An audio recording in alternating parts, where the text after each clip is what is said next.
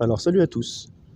Alors dans ce podcast, j'aimerais vous parler d'apocatastase et en particulier donc du terme l'apocatastasis. L'apocatastasis.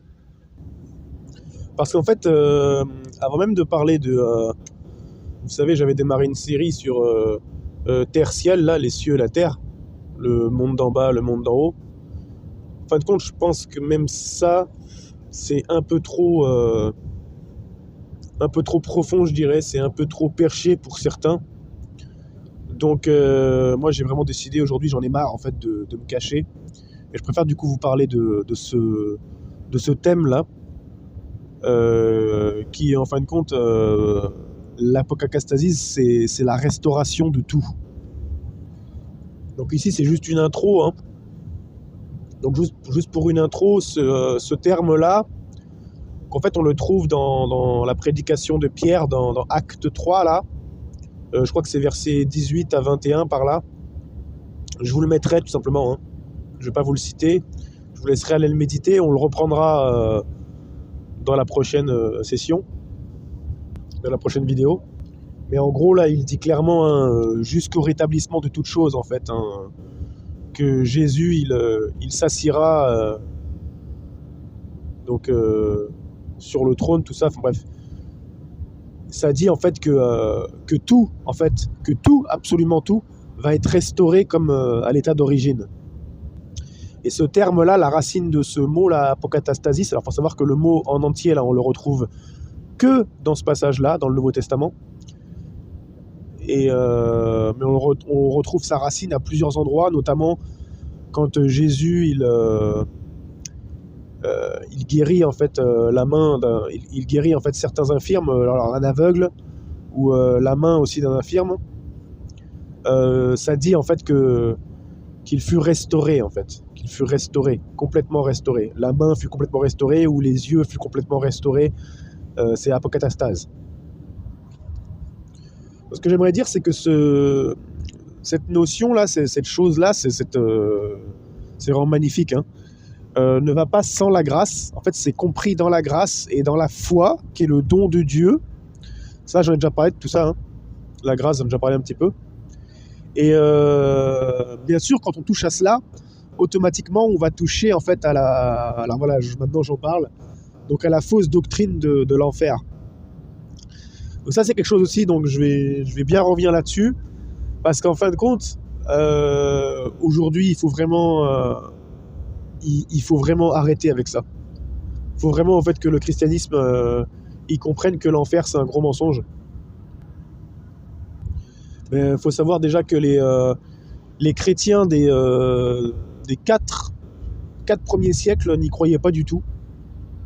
Je crois que c'est vraiment au 5e siècle où ça a commencé à vraiment apparaître dans le cœur de certains hommes, et c'était particulièrement des hommes qui avaient des croyances romaines derrière, des croyances païennes. C'était des chrétiens mais avec un background païen. Et ces gens-là ont fait des choses abominables en se disant chrétiens, comme Constantin, tout ça. Donc voilà. Et en plus de ça, par exemple, les chrétiens, les apôtres, en fait, les disciples des actes, n'en parlent pas du tout. C'est complètement absent, en fait, même du Nouveau Testament, des épîtres de Paul. Quand même, Paul, c'est quand même l'apôtre qui a eu la plus grande révélation des Écritures. Et il faut savoir, en fait, que dans toute l'ancienne alliance, on ne parle pas de châtiment éternel. Mais par contre, justement, l'apocatastasis, le rétablissement de tout, il est partout. On peut le trouver dans tous les prophètes. Dans les psaumes, on peut le trouver à plusieurs endroits. Allez, je vous mets quelques exemples de versets là. On peut le trouver également dans Jérémie là. Je ne sais plus si c'est la Jérémie ou Lamentation. Non, c'est Jérémie, je crois, en plein milieu du livre de Jérémie. Ça dit carrément que Dieu, en fait, en gros, il n'abandonne personne pour toujours ou à jamais. Il n'abandonne pas à jamais. Il y a d'autres passages qui disent toutes les nations de la terre seront bénies en toi, ou toutes les familles de la terre trouveront leur salut en toi, des choses comme ça, ou tous plieront le genou devant toi. Enfin, il y a eu plein de passages, même dans l'Apocalypse aussi, il y a ces notions-là. Dans l'Apocalypse, on voit carrément qu'il y a en fait, qu'il y a des personnes de toute nation et de toute langue, en fait, qui adorent le Seigneur, d'accord? Et en fin de compte, ce qu'il faut savoir, juste petite parenthèse, ce qu'il faut savoir, c'est que cette doctrine de l'enfer, encore une fois, et oui, encore une fois, ça vient en fin de compte de la mauvaise compréhension, ou plutôt de la fausse traduction en fait de certains termes que jusqu'au 4e, 5e siècle, les gens n'avaient pas ce problème-là parce qu'ils parlaient grec en fait couramment. Donc ils pouvaient lire en fait directement à partir du grec les premiers chrétiens, donc les écritures en fait, les textes bibliques. Je vous ferai une vidéo, je pense, détaillée avec pour appui des lexiques comme le lexique de Kittel ou d'autres lexiques grecs qui sont vraiment reconnus en fait, même par les autorités religieuses, par les théologiens. Mais par exemple, il y a 3 termes en fait. Je sais plus, il y a Basileia, je sais plus c'est lequel, l'autre qui est utilisé en botanique aussi, et il y a un 3e. Enfin, bref, ce sont les termes pour les tourments ou les douleurs que l'on a souvent associés. Souvent, on a mis le même mot là, et on a dit c'est châtiment éternel. Alors qu'en fait, ça ne veut pas du tout dire ça. Il y a un mot, ça signifie en fait carrément, comment dire, c'est en botanique en fait, c'est le même mot pour désigner quand on fait des boutures par exemple d'une plante. En fait, quand on va couper en fait, si vous voulez en fait, on va faire du mal à la plante, mais c'est pour qu'elle puisse mieux repousser. Comme par exemple les roses, on les taille d'une certaine façon pour qu'elles puissent mieux repousser. C'est ce terme-là qui est utilisé. Donc en fait, c'est une sorte de tourment, en fait, de douleur, mais souvent, en fait, malheureusement, ils l'ont traduit par torture, certains traducteurs. C'est complètement faux. En fait, c'est un terme qu'on ne pourrait pas vraiment traduire en français. Ce serait plutôt éprouvé qu'on devrait dire. En fait, oui, voilà, c'est ça, c'est plutôt éprouvé, ou carrément, c'est élagué, en fait. C'est plus proche du terme élagué, ou de tailler en vue d'une meilleure restauration. Donc il y a un autre terme, c'est un tourment, mais qui est toujours uniquement mental et psychique en fait. Et ce terme-là, c'est celui qui apparaît le moins, si je ne me trompe pas, et il ne concerne jamais quelque chose d'éternel.